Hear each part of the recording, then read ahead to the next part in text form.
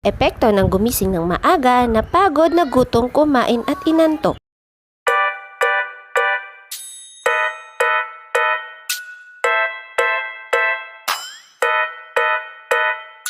Hello mga mi! Dahil Monday is rest day, punto ulit tayo sa favorite destination natin sa Dasmariñas Promenade. Kasama ko dito si Papa at si Mama at si Kuya RD. Alam nyo ba na gustong gusto ko pumunta dito dahil pagkatapos ng jogging ay kain.